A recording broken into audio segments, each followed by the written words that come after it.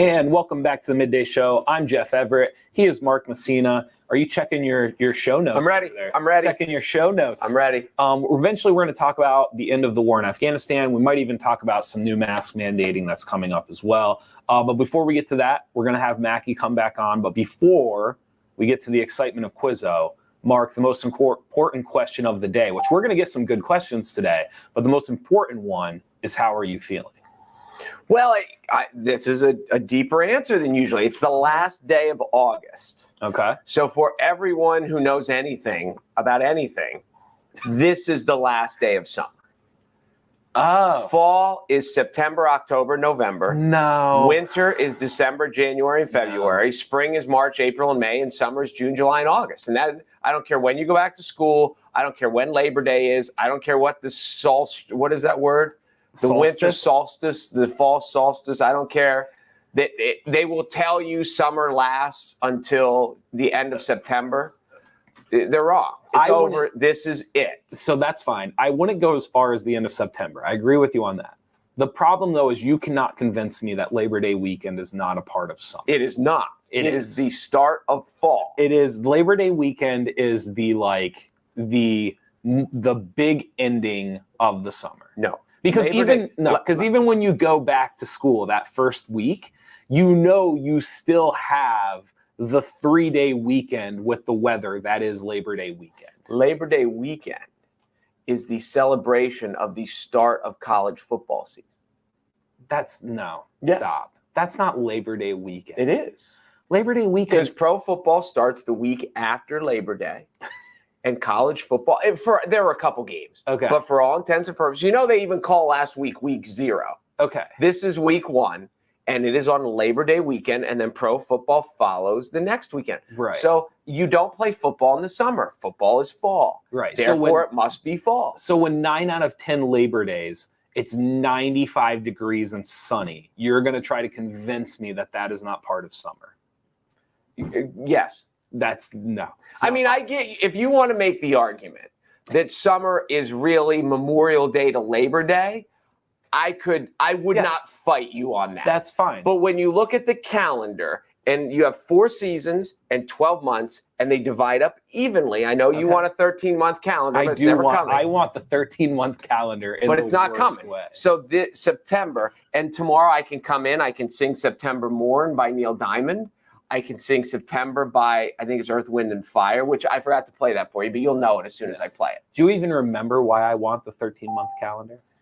Something about because you can put 28 days in every month. Every month would have a perfect calendar. Every month would be 28 days, 7 days across. Every calendar would be uniform. Which months have 30 days? I don't know. We've talked about this. I don't know which ones. I taught you the. I know. I don't know which ones have 30 or 31. February obviously has 28th, except on leap year they have 29. But the actual which months have 30 versus 31, I've never kept track of. The fact that your mother was an elementary teacher. She wasn't. Well, I thought she was. Your sister's an elementary teacher. Yes. Okay. And you never learned 30 days has September, April, June, and November. It's shocking to me. I need to talk to your parents. But I don't. Why do you need that? So you know how many days are in a month. How important, how many times has that ever influenced your day? When does that ever come in to really save you? That you know those months have 30. Well, I knew yesterday wasn't the last day of August. Okay, and how did that change your day? Because anything that needed to be paid by the last day of August didn't need to be paid yesterday. It could be paid today.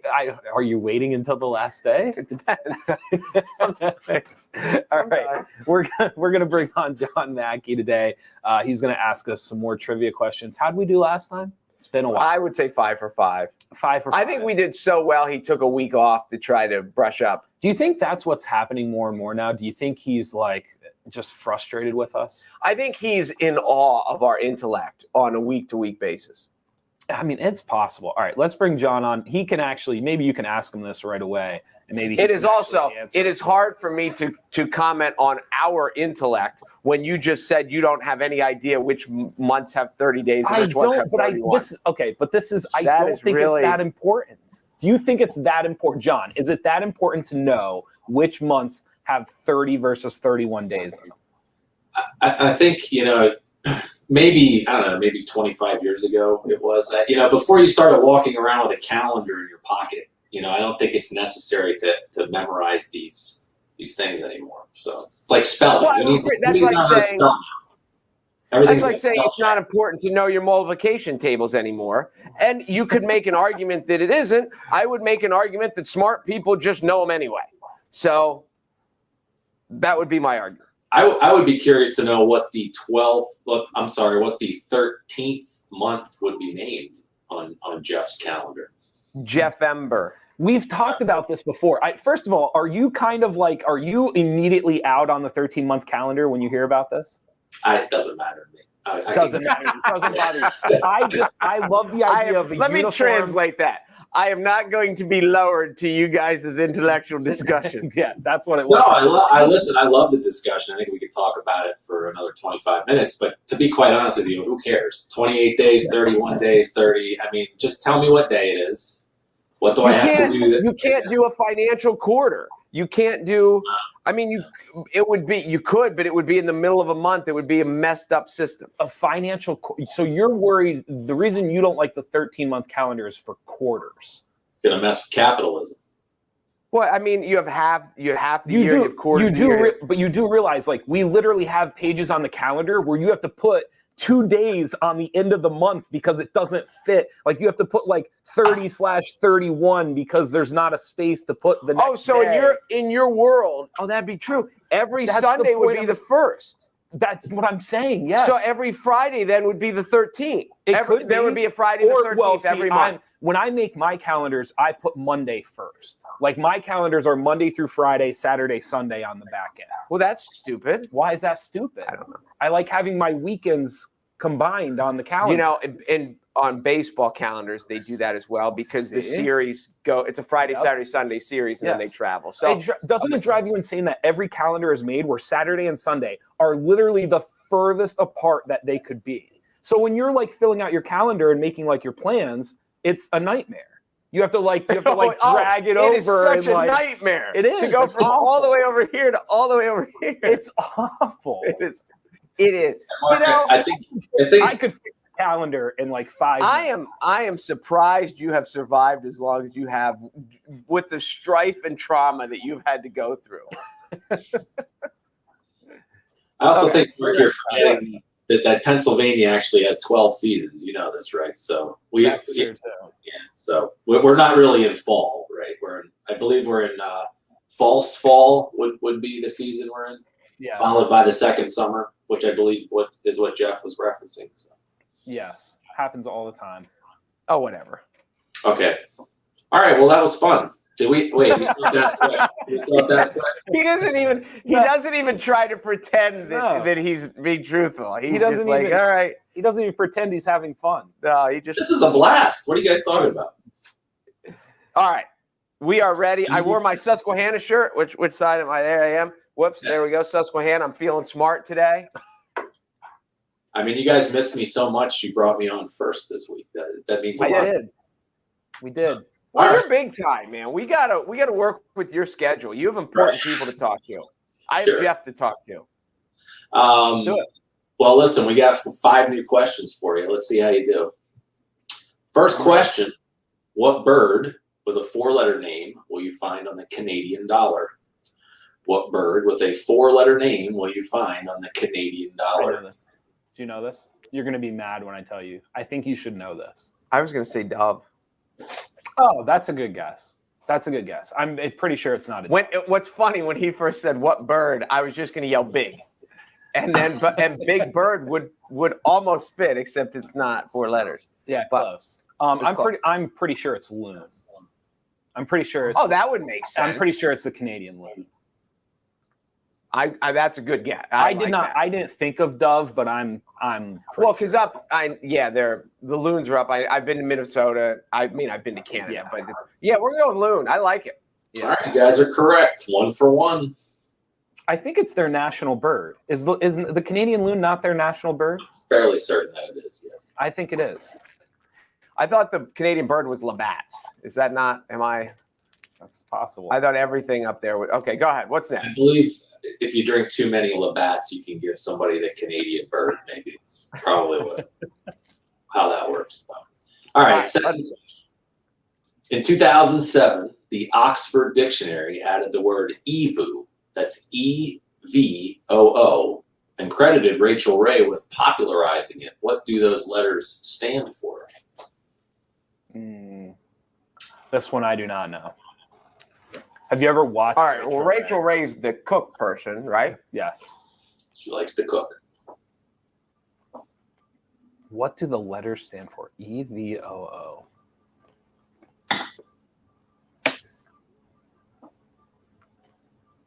Anytime I see a V, I immediately think very. I would agree with that. I was thinking E would be eat because she's cooking show. Eat very. Only often? Eat very only often. OO could be other one. Other one. Eat. Every blank. Eat. You're right. It should be eat. But it's probably not. You don't think so? Something other one. I don't know. We could do this. Yeah, I don't know. Guess. Let's guess. Eat very often. What did you say? Only often. Eat very only often. No, that is incorrect. To our shock. The answer is extra virgin olive oil. I mean, we were right there. We were right there. We were close. What? Okay, so I don't cook. So this is going to be my. How can you be an extra virgin? I don't know. That's a good question. I am very glad though that when Jeff said every time I see a V, I think of, what did you say? Very is the first word that comes to mind. I was waiting for you to say virgin there for a second. That would have been good. No, just very. Extra virgin olive oil. Yes. I mean, now it all makes perfect sense. All right. Now this is, and I will say this, and I know that if you would have told me 20 years ago that people are going to sit and watch cooking shows, I'd have told you the dumbest person alive. And the fact that people do this just boggles my mind. No, I don't cook, but still, watching other people cook. The only thing more boring than watching other people cook would be watching other people fish. Oh, really? See, I think anything that's like processed, like how-to videos, like they like hook me in. Like I'm like, how does something start here and end there? Whether they're building a house or making a meal or like solving a puzzle, like I'm immediately like into it. I don't get it. I mean, it's in the oven for a half hour. Like what? How many stories can you show you that? Yeah, they babble. No, they have them like prepped, don't they? Yeah. Yeah, they have them like prepped. Like they throw it into the oven, they pretend, and then they pull out the finished one. Oh, I don't know. You think people just wait while it's cooking in the oven? Yes. All right. Next question. All right. How cooking works? You put it in the oven and you wait? Not when you're doing it on TV, but yeah. All right. What's next? Hey, listen, third question. I do have a hint if you would like it, but I'm going to ask you the question first. If you feel like you want the hint, then I'll give you the hint. Question number 3, you'll find the city of Mocha, from which we get terms like mocha latte, in what war-torn country? You'll find the city of Mocha, from which we get terms like mocha latte, in what war-torn country? Do you know it? I thought I just heard this the other day. Okay. I'm trying to think what I've watched in the last couple of days that I would have heard this. Okay. I'm pretty sure I know it. So you do? No hints. Oh, go ahead. No hints. I'm pretty sure I know it. I'm pretty sure it's Yemen. Pretty sure. We're going with Yemen. Okay, yeah. He's got it. Jeff has got it. It's Yemen. How in the hell do you not know that November has 30 days and you know that mocha's in Yemen? Well, only because just from the coffee side of things. So you researched coffee? I did for like 2 years. You You don't remember this part of my life? That is true, I guess. Thank you. For the entire 32 days of November, he researched coffee.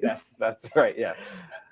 Now, So, my yeah, hint, 2 for if you 3. needed the hint, my hint was going to be, do you remember there was an episode of Friends where Chandler pretends to get transferred to Yemen to get away from Janice? I don't know if your friend. I did not remember that one. No. I would not have known. I've seen a bunch of Friends, but I didn't remember that one. Okay. I wouldn't have known that one. All right. We're going to go with a movie question for 4. Number 4. What 1987 action movie was set in a dystopian Detroit and featured a mega corporation called Omni Consumer Products? 1987 action movie set in a dystopian Detroit. 1987. A mega corporation called Omni Consumer Products. When was Terminator? Before that. It could have been like Terminator 2. It's not Escape from New York, right? I would doubt it. I hear a movie with Detroit, and I think of Axel Foley in Beverly Hills Cop. That's my first, because he was a cop from Detroit.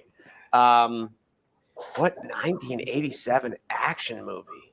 I don't Set know. in dystopian Detroit featured a mega corporation. What are other 1987 action movies? The frustrating thing for me is I've heard of Omni Consumer Products. And that's driving me insane because I have no idea what to attach it to. I mean, when I think of the action movies from the 80s, I'm thinking of like Rambo. Nope. Thanks. And God, I don't even know. Like, was Raiders of the Lost Ark an action movie? I would think action adventure. That's not in Detroit either. No, it's not. You might have got you here on a 1980s movie question. 1987 action adventure movie. Tron. Was Tron 1987? No. I was thinking, what was the one with the AC/DC song? Escape from. I never saw Maximum Overdrive, and I don't know, but that has to be an action movie. I don't know. I don't even have a good guess, so I'm just kind of babbling out loud and wasting time. All right. You can see my contribution to the team this week has been stellar. You're crushing it. I always go back to this, and I don't know why. Let's say Tron. Tron, that would be incorrect. Okay. I actually just showed my 13-year-old this movie for the first time a week and a half ago, and he completely hated it, which kind of broke my heart a little bit. Wait, hold on. Can I guess here? I just thought. Oh no, it's not an action movie. Never mind. Go ahead. It's RoboCop. I wouldn't have guessed. I've never seen RoboCop. Never seen RoboCop? Nah, that's Really? not my genre. No, I'll tell you. I don't. Do you guys know who was originally supposed to play Axel Foley in Beverly Hills Cop? I've heard Michael Keaton. No. It was Sylvester Stallone. Oh, really? Yeah. And he took it upon himself to rewrite a pretty large portion of the script, and that's why they replaced him, because the director was like, well, what? It was like, what are you doing? Hey, thanks for these suggestions, and I'll take them with you. That's crazy. All right. Before we get to the last question, which I will probably not answer either, plug yourself and let us know where you're at. Yeah, Mondays, Boom City in Williamsport. We all know Boom City. Great food, great beer. Tuesdays at the Rusty Rail in Mifflinburg at 6 o'clock. Bullfrog Brewery at 8:30. Right out here in Williamsport. Wednesday nights, 505 on Washington Boulevard. That's at 7. Brickyard, also in Williamsport, 9 o'clock.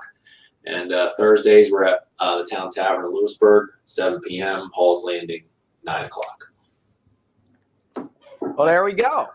So obviously people will be clamoring to add me to their roster since I have been such a intellectual bevy today. Yemen. How the hell did you get Yemen? Yeah, he pulled that out of there. I was around coffee for like 2 years. What was the first one? Loon is good. Like Loon makes sense. Do you have a Canadian dollar? How did you get that? I don't. It's just I'm pretty sure that's the Canadian national bird. I'm makes like sense. 99% sure. No, that is good. So, all right, we're 2 for 4. I'm going to go 0 for 5, and it all rests in Jeff's hands. Here we go. I'm going to hit you with some children's literature. Ooh. Maybe tween literature. I don't know. In the world of Harry Potter, What is the name of the three-headed dog that guards the door to the philosopher's sorcerer's stone, depending on if we're talking book or movie here? Do you know it? In the world of Harry Potter, it's the name of the three-headed dog that guards the door to the philosopher's stone. I can see it. I never read a word of Harry Potter, but I've seen all the movies. I think I know from the movie, but I don't know if it's. I'm assuming the name is the same in the movie or the book. I don't know that for sure. The Hagrid's big dragon is named Fluffy, right? Or something like that. See, I thought the dog was named Fluffy. Is the dog Fluffy? I thought this thing was Fluffy. I thought Hagrid's. I thought this dog was named Fluffy. Which is the irony of it, because it's this mean three-headed. Yes, that was going to be my guess, was Fluffy. Oh, well, then maybe I've contributed to one, even without contributing. I can see it. Yeah. I'm pretty sure Hagrid in the movie calls him Fluffy. You never saw the movies, you read the books? Opposite. I saw the movies. I never got into the Harry Potter books. Oh, that's what I did. Just past. Like, I was just getting into college and the Harry Potter books came out and I just never got into. So we're the only two smart ones. Like, why would you waste all that time reading the books if you could just watch the movie? Final answer, Fluffy. You guys got it. You worked your way there and you got it. I kind of contributed to that. Yeah. I thought, what was it? What was Hagrid? Didn't he have a pet dragon? Oh, he had numerous pets. Wasn't that his job? I thought his job was like keeping track of all the Yeah, but there was one that was more. One had a major role in one of the stories. Okay. And I can't think of that name. Maybe someone will tell us while we talk about. Maybe. Possible. Fluffy, though. Fluffy. Look at that. At least I knew one. Thanks for I knew one and I didn't know I knew it. Thanks for showing up. Hey, I'm here for moral support, buddy. We come down to court, I just give you the ball. You keep shooting. I'm happy to never shoot. Listen, this is what I'll say. I feel like I got my 3. If you would have said, Jeff, you need Mark to get 2 questions right, I would have said 1980s movie trivia, and then I would have said Mark's a single guy. He probably sits at home at night and watches Rachel Ray videos. Why is she hot? Rachel Ray? Yeah. I think is Rachel Ray attractive? I think Rachel Ray is attractive. I couldn't picture Rachel Ray. I think people like Rachel Ray, don't they? Well, they obviously like her. She's on TV forever. I'm sure I've seen her. I could not pick her out of a lineup. Oh, I thought people liked Rachel Ray. Well, I'm sure they do. Okay. All right. Thanks, John. Hey, thank you guys. Appreciate it. Hey, we'll see you next week. Well, maybe I won't even show up next week because that's kind of my contribution level. But, I might be here just to balance things out. Maybe put one of the interns in. You can let one of the interns sit. Yeah, summer's over. We can't lean on the interns anymore. Yeah. Thanks, John. Hey, we'll see you, man. Hey, we'll see you guys. All right. Yeah, man, I'm impressed. Not bad. By who? You. By me. Yeah. I had to carry us today a little bit. Every now and then you remind me you're a lot smarter than I think. I don't know about that. I think we've talked about this before with Quizzo. The questions make or break you. You could be. That wasn't the most obvious statement ever. You can be one of the smartest people in the world, and if they ask the wrong 5 questions, just go home. That's why these teams, they show up with teams. Yeah. You have your my spot on the roster would be in jeopardy because 80s movies would look to me. And and I totally wet the bed. That's what I just did. I was like 1987. Like that's I've never seen RoboCop. That's on you. I mean, it's one of those. It would be fascinating. This is what we should do sometime. Not like you and I, but when you're with a group of buddies, when there's like 8 or 10 of you or whatever in a bar watching a game, you should pass around a sheet of paper and say, "Name me 5 movies you've never seen that would shock us." And I'll bet as people went around the table, I did not see The Breakfast Club until I was in my 30s. Okay. And growing up, when I grew up, The Breakfast Club was everything. Everybody saw it. And I didn't see it till I was married and had kids. Yeah. And there was a point my ex was like, "Okay, you have to watch this thing." Okay. So, the real question is, why does Jeff still use a paper calendar? It's a good question. It's a fair question. One of the main reasons I use a paper calendar is, again, I use pdfcalendar.com, I think it is, and you can switch so the weekends are on the back end of it. So that is part of the reason why I use the paper calendar. I've also told you before, I like having like a 4-month window. Like I don't like the 1-month view. I like being able to see like a broader look forward. So I print out my own, and they're exactly specified the way that I like to have them. I still buy spiral notebooks all the time. Like I have one right here. And I use for you don't even during the non-school time, you can get them for like 40 cents. And I'll be through Walmart or something, and I'll just grab 4 of them just because. This might be my favorite one ever. Astrid Gallagher, do these guys think they funny? No, you didn't enjoy that? Do these guys think they funny? Here would be my comment to that. Can you put that one back up? Yeah, I can put that back up. 1, 2, 3. If you're going to try to insult people and you're going to do it in 6 words, like at least get all the grammar right. Don't do that. Don't turn it into a grammar thing. Don't do that. You know who turns it into a grammar thing? People who don't have a good comeback. Well, the answer is obviously yes, we do. I was watching an interview with Brian Billick, who was the coach of the Ravens back when they won the first Super Bowl, and Jim Fossil, who was the coach of the Giants for a while, who ended up later being on Baltimore staff, but they were friends. And I saw an interview, and it was like in the summer, and they were on a boat, and they were fishing, and they were talking about their hate mail that they get as NFL coaches. Oh, yeah. And Jim Fossil said, at least if you're going to go to the time to like write out a letter, put an address on it, put a stamp on it, and send it to me, at least figure out how to spell my name.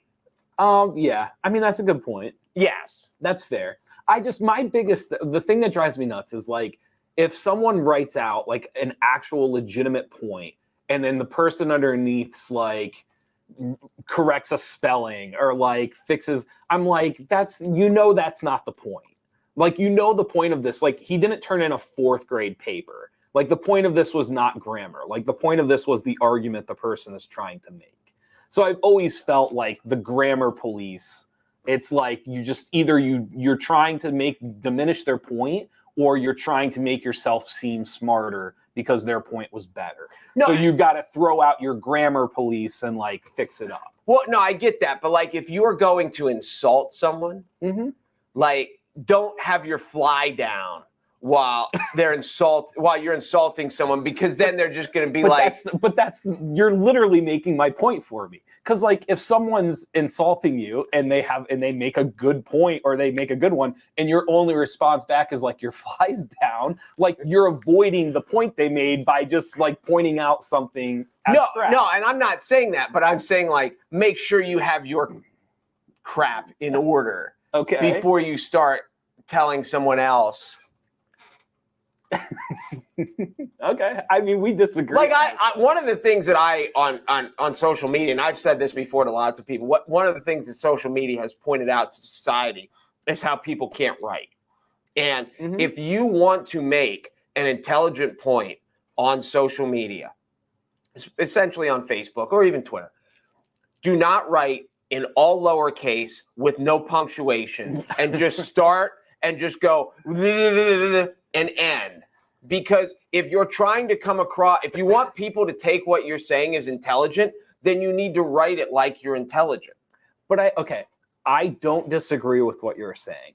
The point that I would make, though, is like there are people who are highly intelligent. There are people who have phenomenal ideas and see the world very different than you and I see it, but have no idea how to like actually write. Like they just don't. Like it's not something they're like. I disagree with that. Oh, there are people in all walks of life. There are people that could like code a program. There are people that could take a car apart and put it back together, but can't write a sentence. And you and I could never take apart a car and put it back together. Like I could never code a whole program, but I can write. I can write. So it doesn't mean, So it does. So you're trying to belittle or diminish someone's intelligence because they can't do one finite thing of communication that you and I have deemed that matters. But in their world, it doesn't. No, but when you start out trying to belittle someone else, you might want to cover your bases because they are going to respond with belittling you. Okay. And in a 6-word sentence, if you can't proof it and get a 6-word sentence right, I understand if he wrote a paragraph that there's going to be a typo, or there's going to be this, or there maybe a comma. I get all that. In a 6-word sentence, if you can't get all 6 of the words right, then be careful who you're insulting. Okay. That's Mike. Okay. 6 words. Okay. You could probably take those 6 words and throw them in Google and say, is this sentence correct? And they would come back and say no. They're not going to take the time to do that. It's 6 words. It's 6 words. Good point. Good point. Just saying. U.S. ends 20-year war in Afghanistan with final flights out of Kabul. I have a bunch of stuff up here just so like we're citing and we're sourcing. I have like CNBC up here. I have Fox up here. I have the AP up here. I have CNN up here. Literally, I have all aspects of different sources and different media outlets. So I'm not going to exactly source everything that we say today from the direct source, but those are just some of the ones that we have up here. And it is from all walks of life, all sides of the aisle. Here's just some real kind of quick notes. The United States has finished its evacuation efforts from Kabul's airport. This is effective as of Monday, ending America's longest war. The last C-17 military cargo aircraft departed from Hamid Karzai International Airport Monday afternoon. Marine Corps General Kenneth McKenzie, commander of U.S. Central Command, said there were no Americans on the last 5 flights out of Kabul. President Joe Biden said he would address the nation Tuesday afternoon, so later today. We are supposed to be hearing from President Biden. Is there a place, we started talking about this a little bit this morning, is there a place you kind of wanted to start at? I have a bunch of different statistics and stats up here as well, kind of things that we can kind of graze over as we wrap up 20 years in Afghanistan. The first thing is I'm very, very curious to hear what Biden says today. There are lots of times in my 50 years that the president has addressed the nation and I could care less what he had to say because I'm curious to hear today. I think throughout this, you just wonder, like, how did we think it was going to end? And you and I, the big thing we were talking about is the 200 Americans left behind. That there's an argument between the press corps and that whether they are stranded or whether they're not. Our last plane left. They're still there. Right. To a common sense person, they are the definition of stranded. But as you talked about, it's not like the airport's necessarily right there. We don't really know what these people's jobs are. We don't know what their reason for being in Afghanistan. If they're 30 miles away with no transportation and they're afraid that if they're an American outside, they're going to get shot, then it's hard for them to get to the airport because our military, and understandably said, if they would have we told everyone get to the airport and we'll get you out. Sure.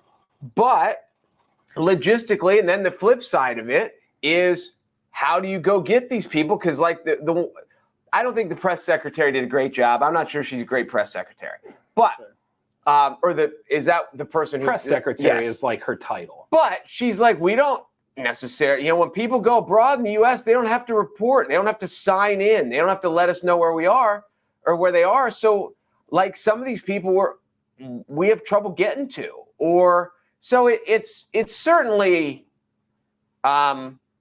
it's messy. I think the best thing, the thing that I keep taking away from when Jason Fitzgerald was in and talked to us is when you lose a war which is essentially what happened. Right. It's a messy ending. And there's no good way about it. And this is, if you'd have told us a couple weeks ago, they're going to evacuate 70,000 some people, and there's going to be 200 Americans left behind. I think a lot of people 3 weeks ago would have said, yeah, that probably sounds, they're not going to get everybody. Of course, they're not going to get everybody. Right.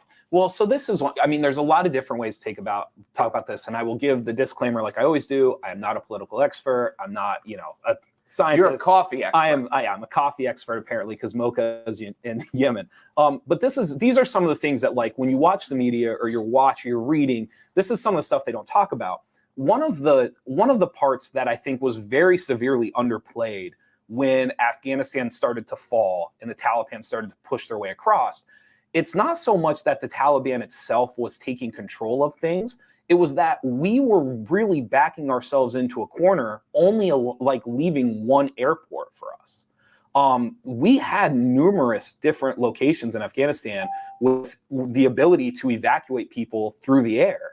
And as we backed out, we backed ourselves into a corner. And that is one of like the minor things. And listen, I'm sure I can't imagine trying to evacuate the amount of people, a military, a 20-year presence out of a country. Like the cliff notes on that wouldn't fit on this desk. I'm very aware of that. But that was one of the like more underplayed things through the media, was like our inability to just hold on to air structures and just allow us the ability, the flexibility to bring people in and out from different parts in the country. From a left-right side of it, and this was the part that I brought up to you because we listened to the press conference with, I believe her name's Jen Psaki? Something like that. I think it's, but we'll refer to her as Jen as if she's one of our best friends. Jenny from the block. Her job is impossible. I think if you're a press secretary in the last 8 years for the president, just your job's it's not a real job. Like it's not a doable job. It's not a feasible job where you're going to be able to actually answer the questions that are being asked to you completely honestly, completely truthfully. You're never going to have the exact statistics, and like it's just not going to happen. However, the one thing during the press conference that really surprised me was just their reluctancy to just say like there are going to be Americans left behind. We are going to do what we can to get them out. Here's the plan, or here's what we're looking towards. And instead it became this kind of like semantics match like you and I just had. But the difference is like we don't work for the United States government. Our job is not important. Right. It ended up being this semantics match between what does it mean to be stranded, and are they stranded or not?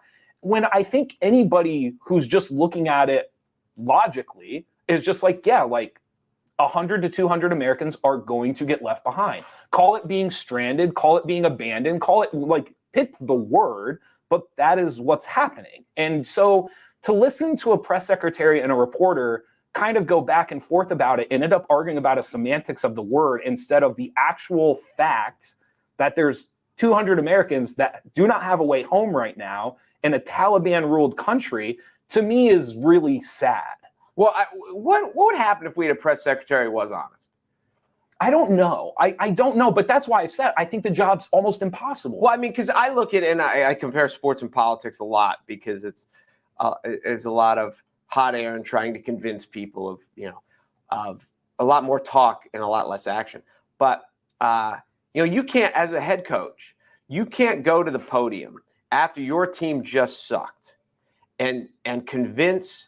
If you went to the podium and tried to convince your fan base that you didn't suck as bad as as it looked on the field or on the court or wherever, then your fan base would lose it because they're like, we just lost. Franklin can't go to Wisconsin this weekend, lose by 30, and tell his fan base we're on schedule, we're right where we're supposed to be.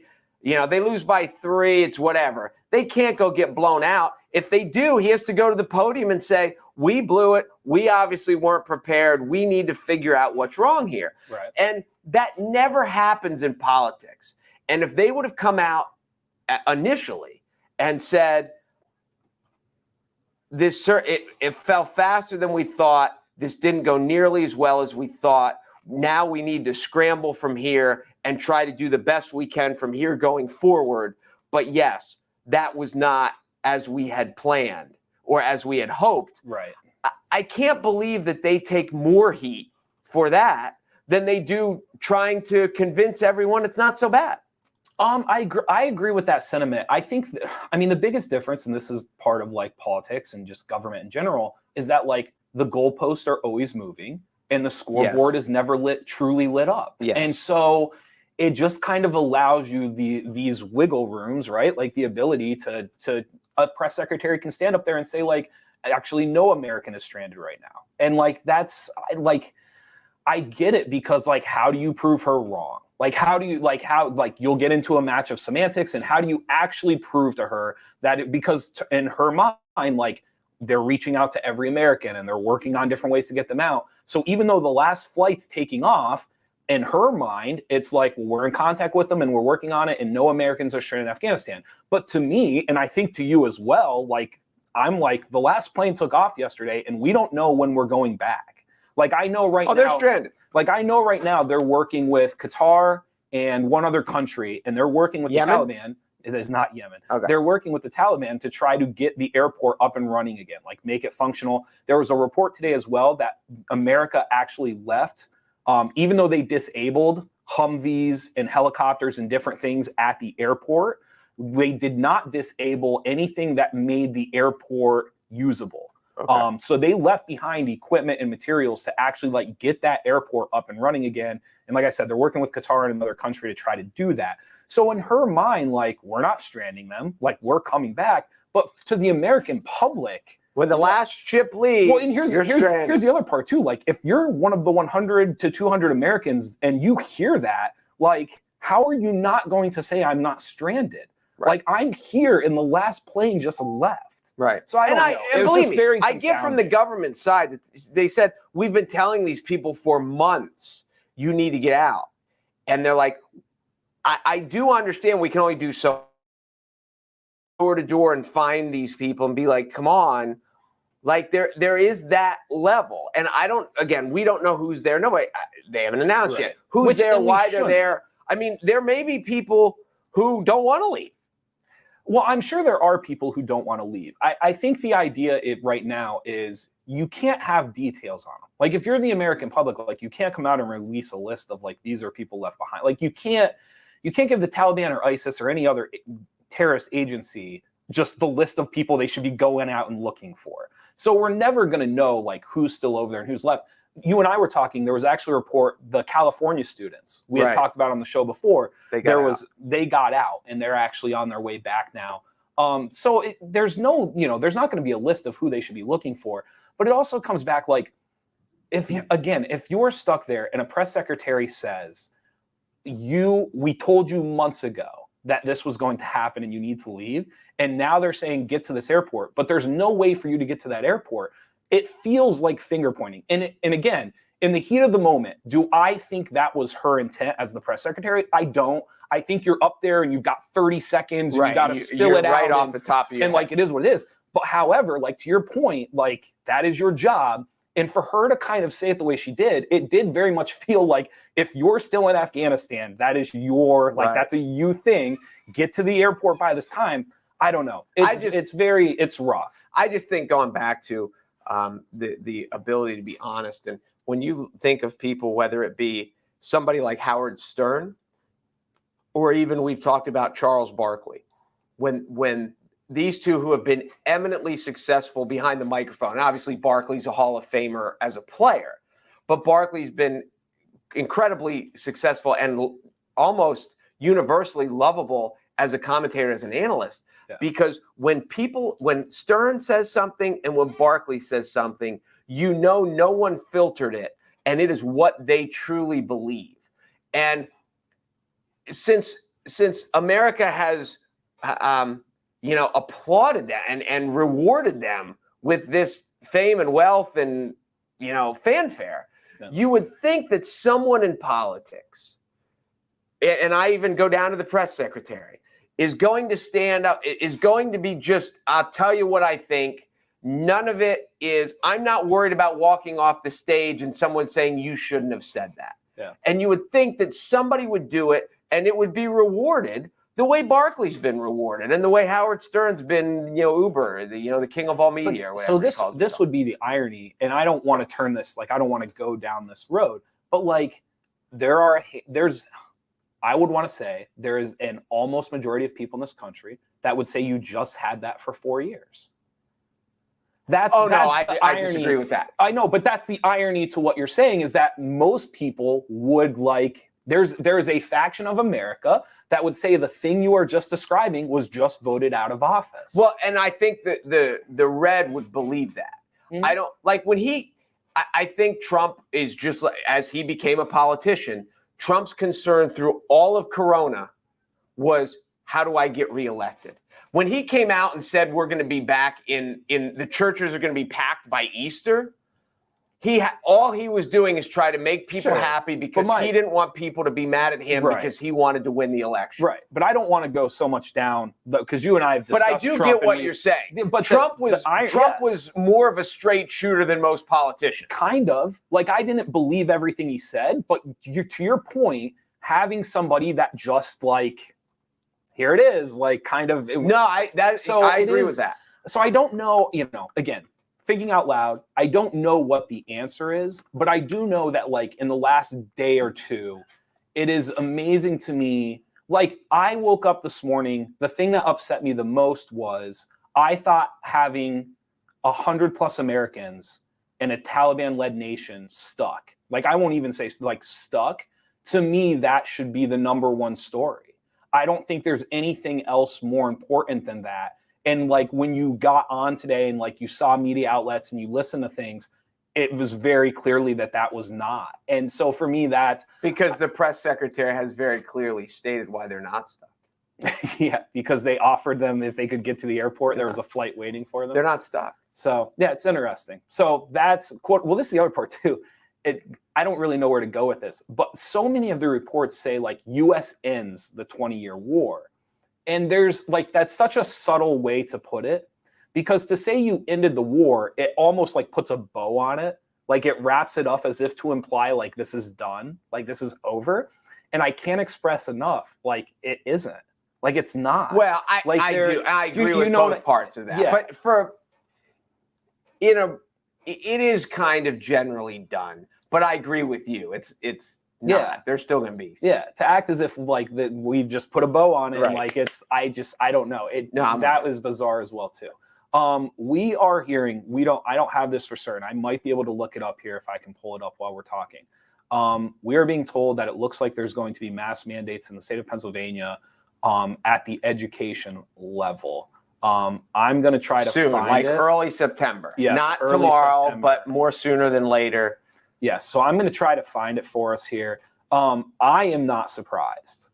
Are you surprised? No, I'm not surprised that Governor Wolf said that there's a mask mandate. Now, the question becomes, what is the response from each individual school district, and what is the fallout if the school districts don't comply?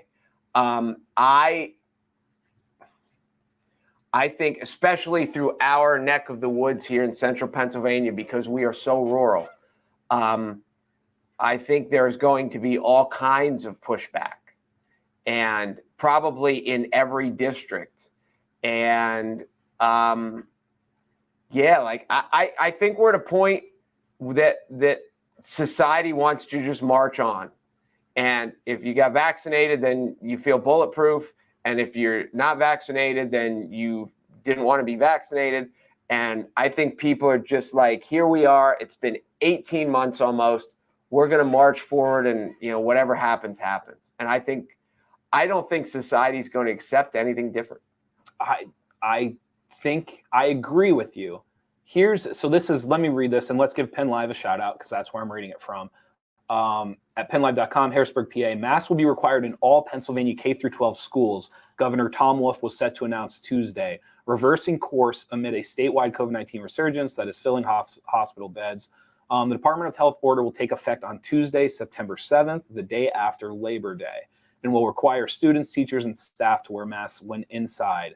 According to two people briefed on the plan, the people were not authorized to release details ahead of an official announcement and spoke on condition of anonymity. I can never say anonymity. That. Anonymity. Anonymity. What is it in Finding Nemo when the anonymity? The anonymity? I know what you mean. Okay. The order will not apply to student athletes while they're playing, the people said. One of the people said the masking order will apply to private as well as public schools and will also apply to child care facilities. So two questions there immediately. I only have one, and it's totally selfish. Go ahead. Just the hypocrisy, I guess, of like athletes inside versus students inside. But the second question too is, can they legally do that to private schools?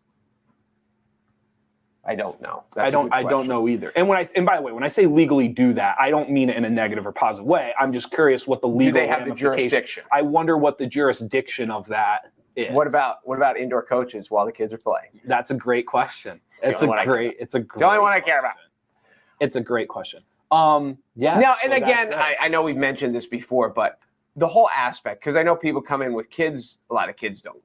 I don't want to say kids seem to be immune because that's not true, but kids seem to bounce back quicker. They're less. We have more asymptomatic cases with kids, we assume. But it's about the end game is always about how many hospital beds do we have. And we have to figure out a way not to fill up the ICU with COVID cases because there are still other issues that go on in the world that are filling up hospital beds.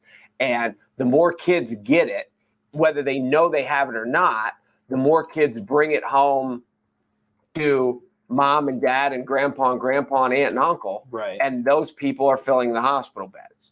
So the mask mandate is not, they say it's to protect the kids. And again, long term, we don't know if there's going to be lung damage issues down the road from those of us who had it. I had it. We don't know the long-term effects of it, but it's the end game is to keep the hospitals from overflowing. Yes. And they think by slowing the spread through the kids is going to throw, and that's here how it obviously kicked up, because last summer it was almost nil here. Because we're so rural and we're so spread out, once people started going back to school, all of a sudden, here it went.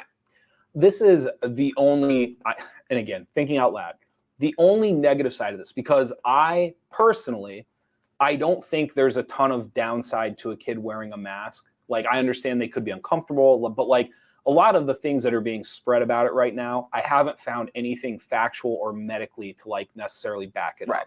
Because I'm constantly reading, like, it's almost annoying. You're probably annoyed by me, like how often I'm annoyed by you a lot, constantly.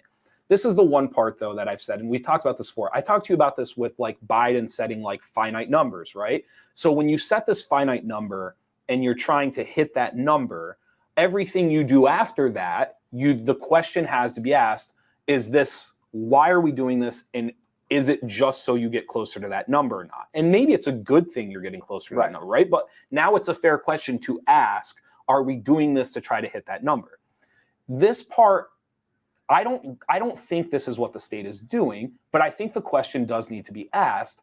This is one part of the public where kids are deemed to go to this public school. They have to walk in and they're supposed to go to class and everything else, because to try to mandate masks in any other part of society right now, which you already hinted at, I don't think they're going to do it.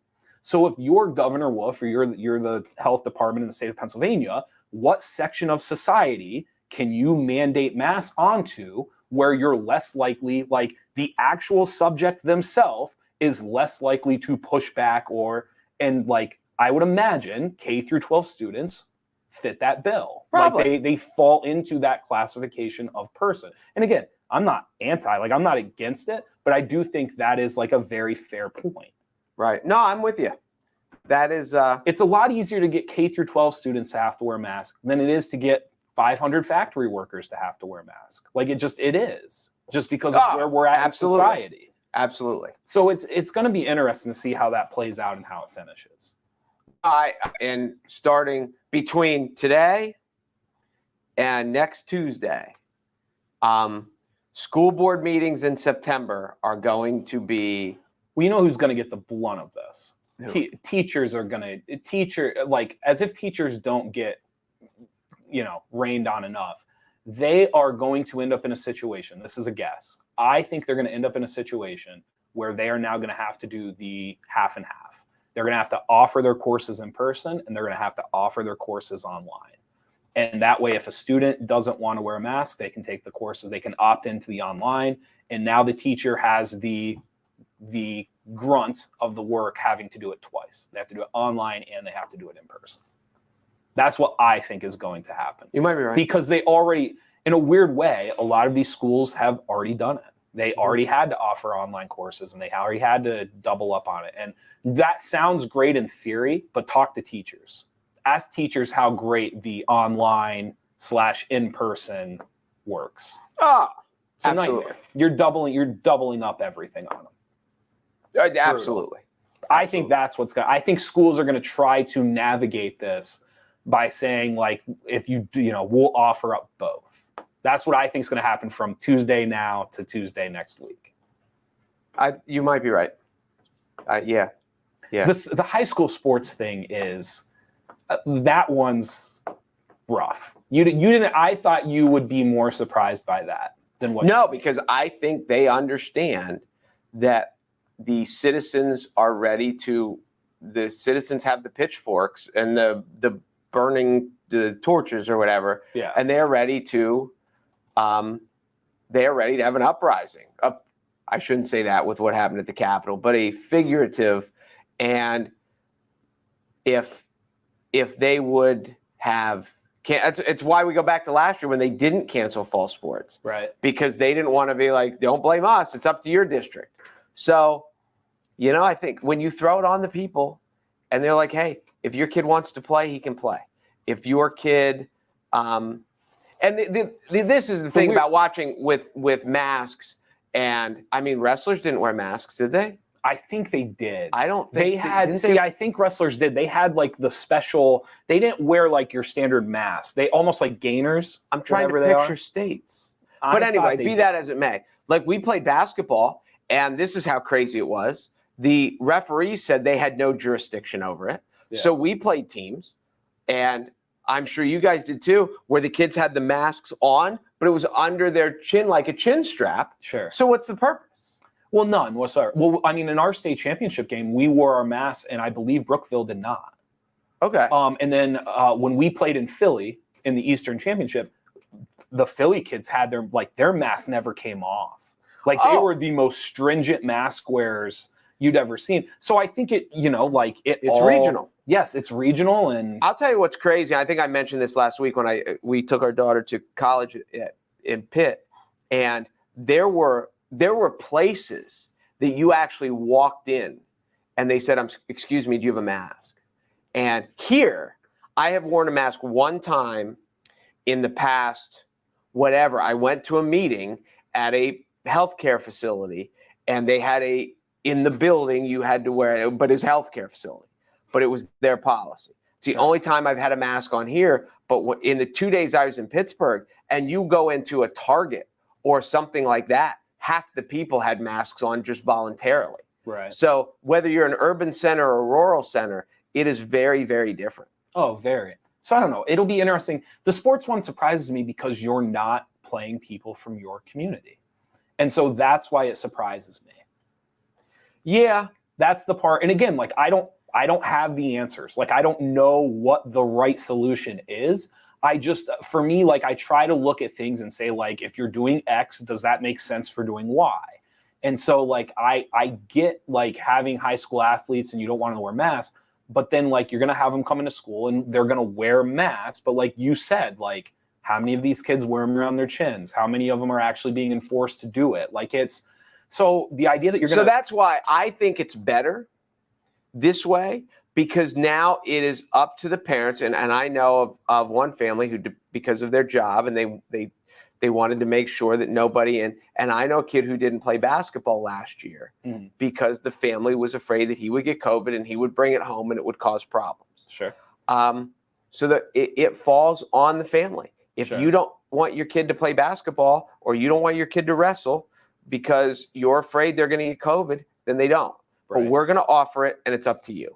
Right. And then if you decide to do it, you can't come back to us. Right. Amanda Smith says Danville school teachers already had to do that last year. I think she's referring to the double. The 50-50. The online and in person. But see, that's why I think they're going to be so willing to do it. Because it's not going to be new. Like the paperwork's done, right? Like the brochures and the process. So I think they're just going to say to teachers, like, we're going back to this, because in the administrator's mind, like we've done it before and it's prepped.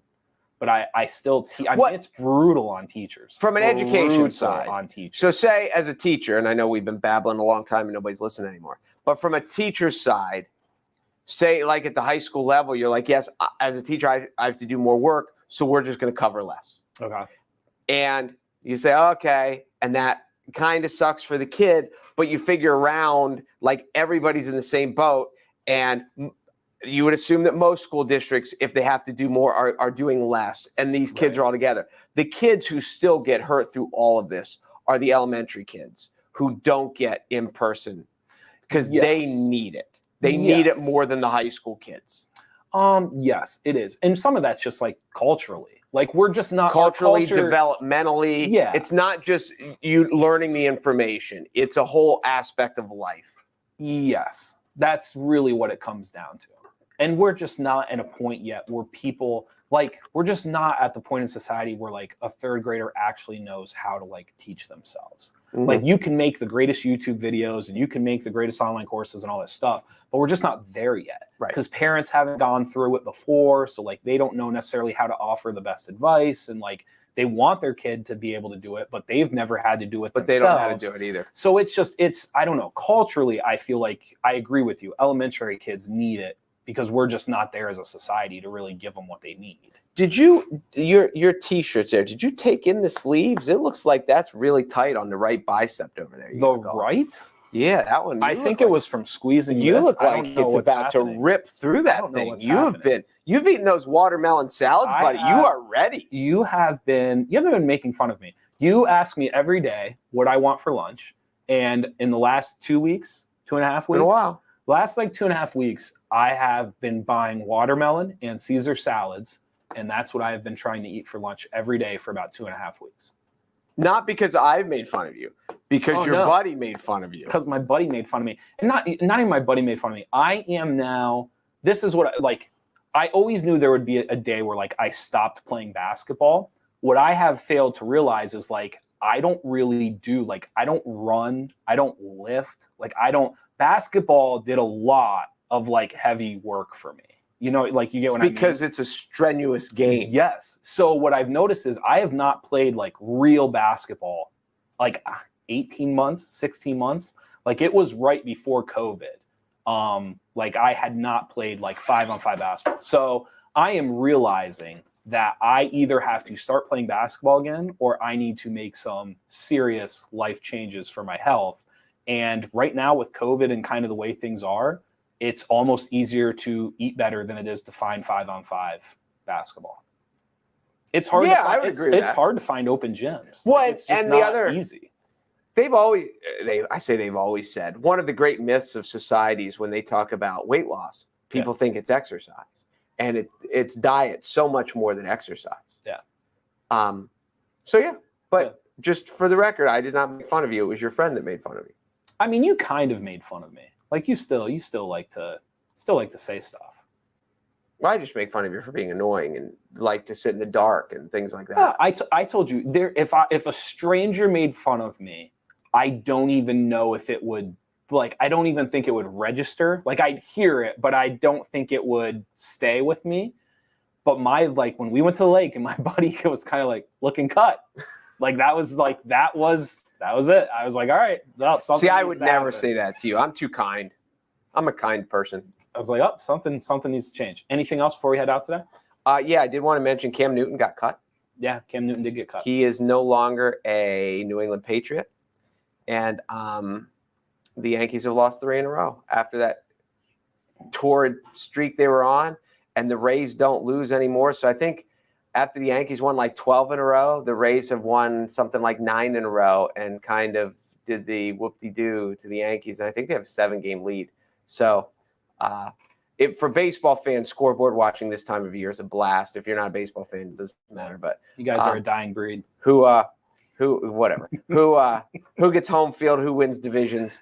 And I know September becomes overwhelmed by football, but the MLB network on certain nights is great entertainment if you're a baseball fan. And the Yankees right now are trying to hold off Boston and Oakland. They need to stay ahead of one of them. And so anyway, we'll see. There you go. We'll find out. I know you're riveted by baseball conversation. Baseball is great. Thank you guys for watching the Midday Show. That was almost as sincere as when Mackey said. What did he say? You guys are really funny. Yeah. That was good. You guys are really entertaining. Thank you guys for watching the Midday Show. We will be back tomorrow. Thank you to all of our sponsors. And be sure to go to NorthcentralPa.com for all of your local news. I'm sure we will be busy this afternoon with Governor Wolf's remarks and President Biden's remarks. And then still rain coming tomorrow. Yes. I have not checked that lately. Are we still? I think is it for Wednesday or for Thursday? Originally, it was for Wednesday. I didn't check it today. It still says tomorrow, 100% chance. Okay. So, and it's like midnight. So, yeah, we're gonna be wet. We're gonna be talking about rain tomorrow when we're here, and how much we're gonna get, and whose places are in trouble, and flash flooding, and all that stuff. That's coming. It's rough. All right. Thank you guys for watching. Like I said, be sure to stay with us at NorthcentralPa.com. Thank you for watching the Midday Show, and Mark and I will be back tomorrow. Yep, and we'll be funny. Funnier. Maybe. How's that for you?